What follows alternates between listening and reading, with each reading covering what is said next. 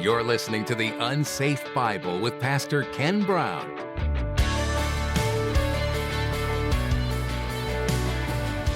Isaiah does this with the two witnesses, Uriah and Zechariah. He creates the monument with the writing on it, and then he goes home. Now, it's been created very publicly, legally attested to, and now everyone can read it, including King Ahaz. In fact, it's big enough that King Ahaz cannot ignore it. It's got weird language in there that there's just no way he can ignore it. I'm sure he's probably saying, what is he talking about? This is Yahweh's way of being very publicly in Ahaz's face.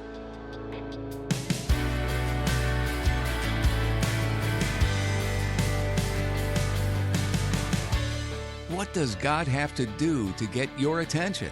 It can be easy to miss the signs that God puts in front of us if we aren't carefully looking and watching for them. In the case of King Ahaz, God had a monument built so big that there is no way he could have missed it. What has God put in front of you that you're missing? In today's message, Pastor Ken is going to remind you to be on the lookout for the signs that God places in your life. If you seek God, you won't be able to miss His guidance. Well, let's join Pastor Ken in the book of Isaiah chapter 8 as he begins his message, The Sign of What's His Name. Okay, so we are in Isaiah. We're in Isaiah chapter 8, and we're going to be talking about the sign of what's his name. If you haven't read through and read ahead, we're talking about Maher Shalal Hashbaz. That is the longest name of anybody in the Bible. So there's something that you can circle and keep track of. But we're going to cover the whole chapter. The events in chapter 8 follow closely behind the events that we talked about last week in chapter 7. Isaiah's had a very pointed conversation with King Ahaz, the lily-livered. If you remember, Ahaz is an absolute complete coward, and he has rejected God completely. He doesn't want anything to do with the Lord. So he wants to have everything be about him, and he wants to make his own decisions. He's a young man. He's probably 22, 23 years of age when all this is beginning. Isaiah prophesied to the king the fall of Aram, which is Syria. He also prophesied to him the fall of Israel, Samaria.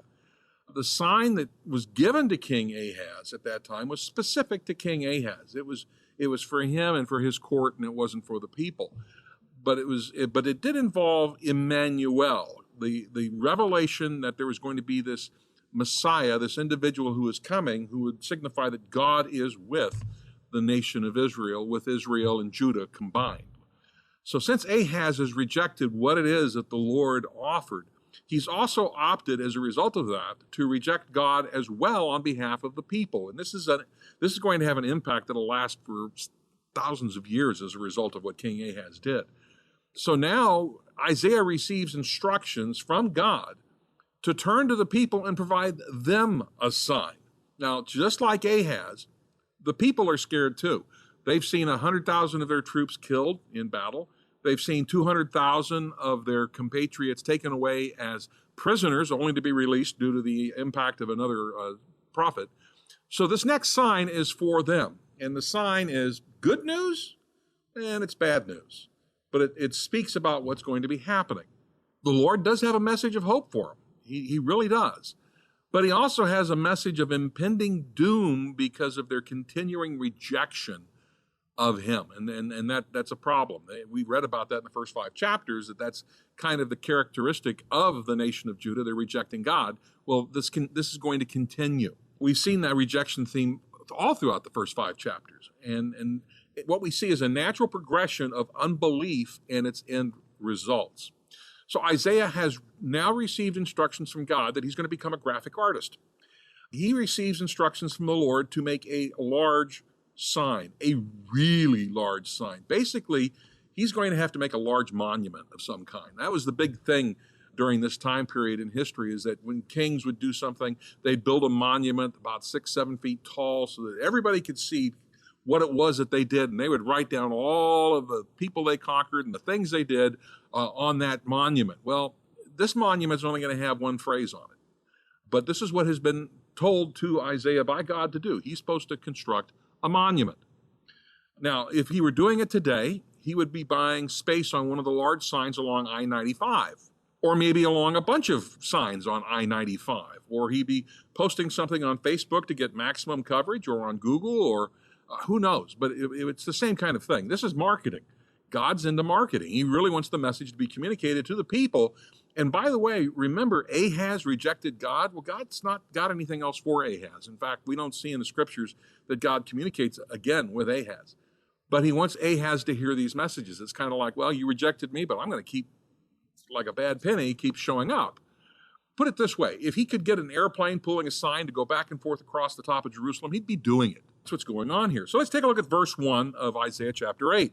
The Lord said to me, take for yourself a large tablet and write on it in ordinary letters, swift is the booty and speedy is the prey. That's real clear, isn't it? Got that?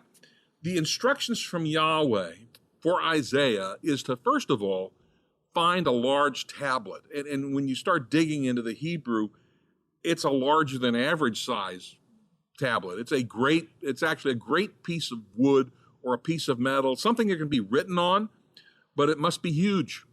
The idea is it has to be big, really, really big. We're talking about something so large it cannot possibly be missed by anyone going by, and it's so and possibly shiny to boot. I mean, what it's to be used for is to attract the attention of everybody walking by, including some guy named Ahaz. So he can't miss it either. Now, this slab or table, it's large, and he's supposed to write in it in normal language. So in other words, he's supposed to write so it's understandable. There's no cipher. We talked about him using a cipher last week when he talked about Tabil. He's not using a cipher this time. He's going to be talking specifically and clearly in Hebrew so that the people can understand what it is that he's saying. It needs to be easily read by anybody. So he's told to make this sign. He has to write in a language that everybody can read. There's no encryption, and everybody's got to be able to understand this. Now, got it? So what is it that you want me to write on this sign? Lord, I'm ready to go. I've got my stylus. I'm ready. I've got everything to do. So he's told to write, and this is what it is in Hebrew, Meher Shalal Hashbaz. That's what he's told to write. And it means belonging, in other words, possessive, belonging to spoil is quick booty hastens. Or maybe it's better to translate it, and I like the way the NET puts it, one hastens to the plunder and one hurries to the loot. Now, remember, again, publicity is the name of the game. That's what's happening here. We want to have as many people in Jerusalem as possible see this. So the name Meher Shalal Hashbaz is impressionistic. It's not grammatical. I mean, speed, spoil, haste, booty is kind of like, yeah, okay. It's supposed to attract interest. It's supposed to have people stand around and, oh, look at that monument right there. I mean, who would do that? Well, Isaiah would. Yeah, figures Isaiah would do that. That's what the goal is to have discussion take place about this. It's intended to provoke interest and leave unanswered questions. But it does kind of hint that there's going to be an invading foe. Now, is this an invading foe of Israel or of Judah, or is this something that's happening to someone else? There's no explanation given. But it does convey the thought that there's going to be speed and there's going to be haste, and the enemy is going to be unhindered. They're going to be able to do whatever they want to do. So the command to write this is interesting in that Isaiah is to write it on this monument like the monument belongs to a person. That this is really the name of a person belonging to Meher Shalal Hashbaz. It's not just a phrase that normally, you'd think maybe this is something people yell out in combat operations or something like that at that time. But the ESV version probably makes this a little clearer. Here's verse 1 in that version. Then the Lord said to me, take a large tablet and write on it in common characters, belonging to Meher Shalal Hashbaz. So it's clear. This belongs to an individual. But who's that person? Who's Meher Shalal Hashbaz? So, okay, the Lord has Isaiah create a huge monument. Done. He places this phrase on it, belonging to Meher Shalal Hashbaz. It implies it's a name of a person. And if so, it is, you can underline this, it's the longest name, the longest personal name in the Bible. There is not one that's longer than this one. And then we come to verse 2. This is the Lord talking to Isaiah. I will take to myself faithful witnesses for testimony, Uriah the priest and Zechariah the son of Jeberechiah. So Yahweh is letting Isaiah know that I also want witnesses to this event. I want someone to legally attest to this happening at this time, at this point in time, so that when things start coming later, they can't say, well, it all happened after the fact. He wanted to make sure that they all knew this was before the fact. Now, Uriah, he's one of the priests. He's the high priest. He would have a relationship with Ahaz, not a real good one because Ahaz doesn't go to the temple. But he's going to be asked later by Ahaz, and we'll cover that, to create a false idol within the temple grounds. And Zechariah, the son of Jeberechiah, Zechariah's daughter winds up marrying Hezekiah later down the road. So these are two people that Ahaz knows, that they're going to go to Ahaz and tell him, hey, look what Isaiah is doing now. But they're eyewitnesses, high-quality eyewitnesses. It would be kind of like getting a couple members of Congress to come and witness something today, to an event, to make sure that you had everybody there to attest to what's going on. So they can also attest to the next prophecy that's coming too, but they don't know what that is yet.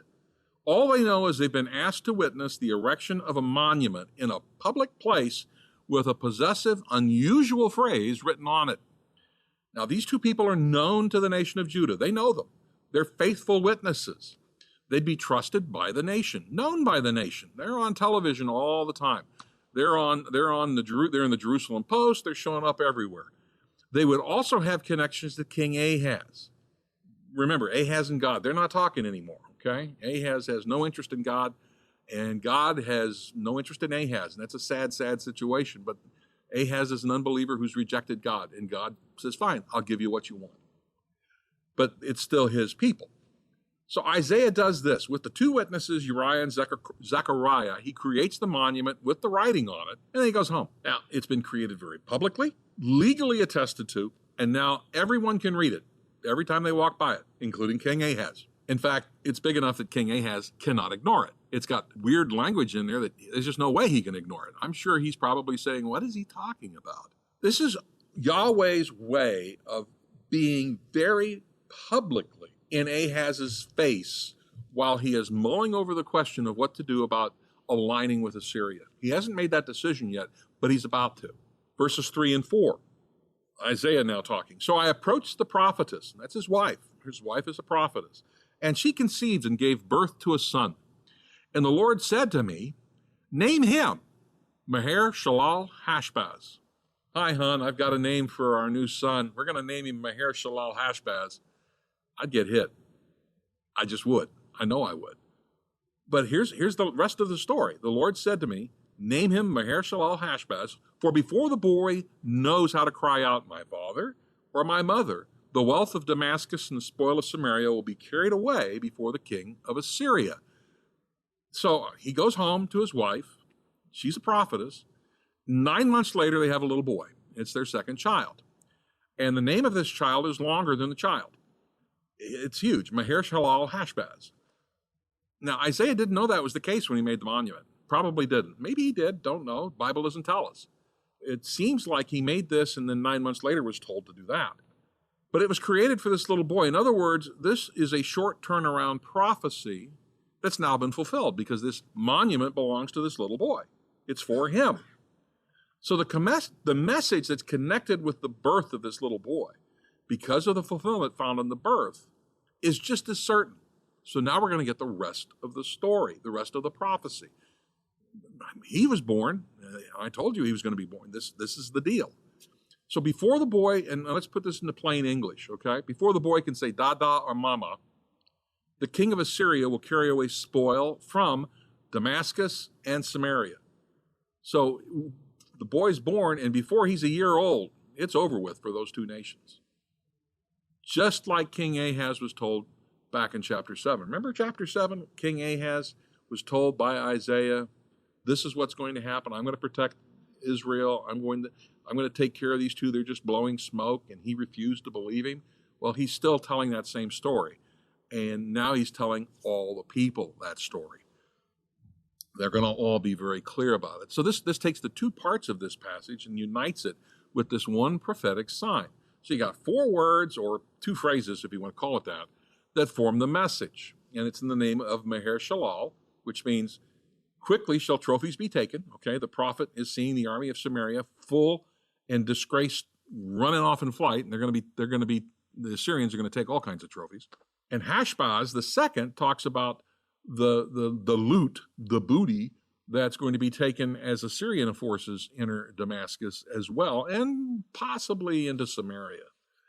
At some point, though, after the end of chapter 7, prior to the receipt of instructions from Yahweh and the building of this monument, King Ahaz may have made his final decision. And he made a decision to ally himself with the Assyrian Empire, making Judah a vassal state.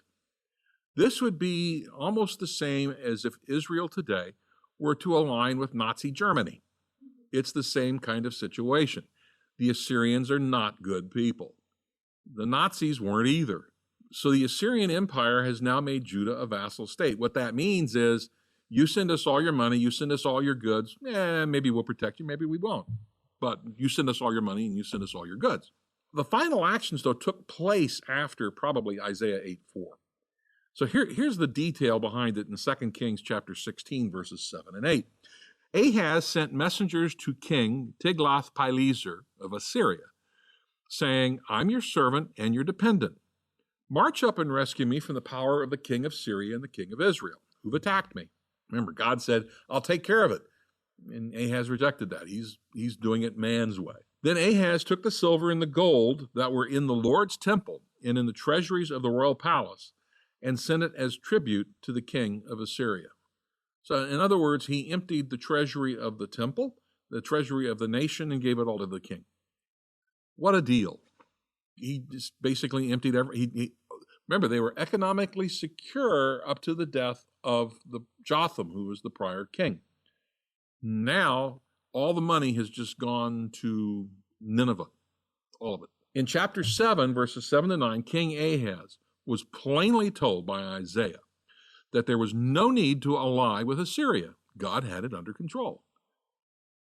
And this was underscored again by what we see in Isaiah chapter 8, verses 1 to 4. Same thing. Told Ahaz, I've got it under control. They're not going to be a problem to you. In verses 1 to 4, they're not going to be a problem to you. But it didn't stop Ahaz. He was determined that he would not believe God. He knew that he thought he was a better judge of geopolitics than God was. So he decided to find his own way out of his predicament rather than rely on the Lord. I have found, through practical experience over many, many years, that whenever I try to find my own way out rather than rely on the Lord, it doesn't end real well. And that's kind of what happens to Ahaz as well. So this brings us up to verse 5. So let's take a look at verse 5 to 8. Again, the Lord spoke to me further, saying, inasmuch as these people have rejected the gently flowing waters of Shiloah, and rejoice in Rezin and the son of Remaliah, now therefore, behold, the Lord is about to bring on them the strong and abundant waters of the Euphrates, even the king of Assyria in all his glory. And it'll rise up over all its channels and go over all its banks. Then it'll sweep on into Judah. It'll overflow and pass through, and it'll reach even to the neck. And the spread of its wings will fill the breadth of your land, O Emmanuel. Let's unpack that. Yahweh starts off by reflecting that the people have rejected the gently flowing waters of Shiloah. What is that? Okay.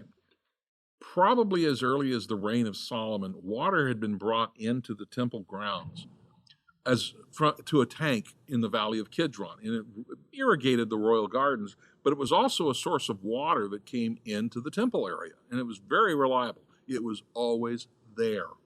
We call it Siloam. It was called Solomon's Pool. Josephus called it that. There was a conduit that was actually built, but you can see it today. The Siloam Channel exists today in Israel. It's still a nice, gently flowing stream of water. It's not going to push anybody over. It's a very reliable source of water, and it's there. Now, in Isaiah chapter 8, verses 6 and 7, the Lord likens himself to the waters of Shiloah. He's talking about that Siloam channel. He's basically saying, I'm not going to overwhelm you. I'm always there. I'm always providing. I'm always taking care of you. I'm meeting your need constantly. like this spring of water, this channel of water did. It was always there. And because this people has refused the waters of Shiloah that flow gently, and they rejoice over Rezin and the son of Remaliah. Therefore, behold, the Lord is bringing up against them the waters of the river, mighty and many, the king of Assyria and his glory. That's the ESV version. God's people were trusting in Assyria. In other words, the destructive waters of the Euphrates, not the nice, gentle waters that we see taking care of the temple, as an example. No, they're going to be trusting the waters that would be characterized by the Euphrates prior to any dams being built across it, and it's subject to flooding, and it's subject to becoming a whitewater rafting area at least annually when the water melts in the mountains in Turkey. The waters of Siloam, were always there. These waters were used by the priests as part of the water libation during the Feast of Tabernacles. That's where they got the water. It is a reliable source of water. In fact, the Lord compares himself to these waters here in chapter 8. And on the last day of the Feast of Tabernacles, right after the pouring of the water libation, and they really go overboard in that last day, the water's coming down the stairs, it's pouring out over everything. And Jesus then expands on that with a teaching on the Holy Spirit in John chapter 7.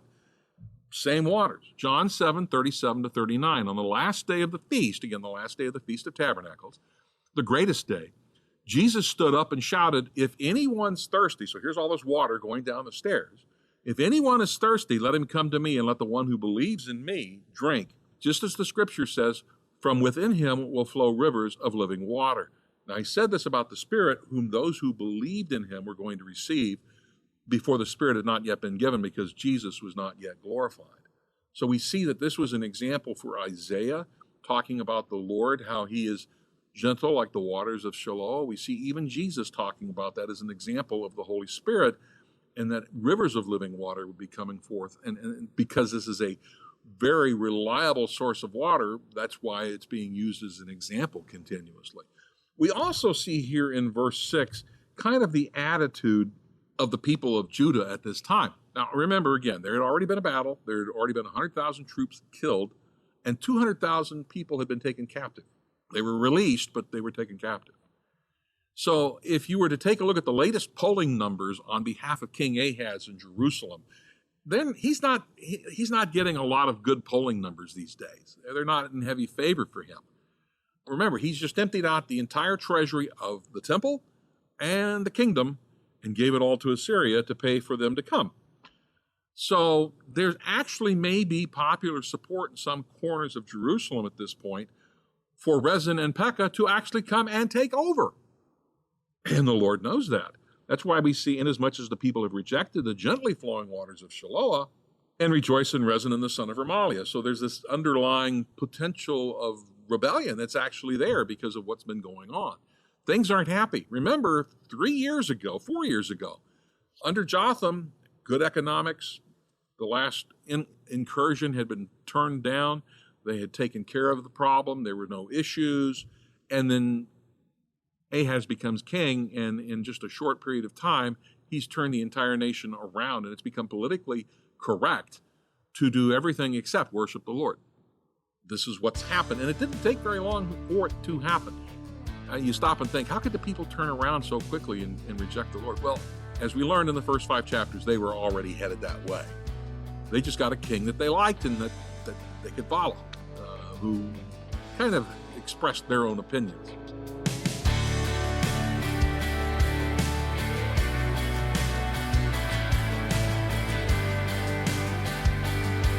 It's true that some of us are introverts and some of us are extroverts. But did you know Jesus designed us to function best when we're part of a community? We all have God-given gifts and abilities that, when used rightly and in conjunction with others, the effect for the kingdom of God will be profound. It will reach many who are lost and hurting. So, listeners, if you don't have a community that you belong to, won't you consider getting connected with ours? Or at least learning what we believe and why? The UnsafeBible.com has all that information, and we'd encourage you to read what's written there and then spend some time in prayer. The Unsafe Bible is a radio ministry based out of Jupiter, Florida. And we're so glad that you've paused long enough to listen to today's message from Pastor Ken. If you like what you heard today, and we've piqued your curiosity, why don't you satisfy it by checking out all the other messages we have for you? Go to the unsafebible.com and click on the Media tab. That's the direct link to our archive. We trust that what you find there will challenge and grow your faith. While you're there, be sure to check out the other ways to stay connected with what's happening here at Calvary Chapel, Martin County. Would you rather enjoy connecting through social media? You can find us on Facebook, Twitter, and YouTube. Pick your favorite platform, or utilize all three. We trust that today's message from Isaiah spoke to your heart and challenged the parts of you that aren't looking like Jesus. Thanks for listening to the UnSafe Bible.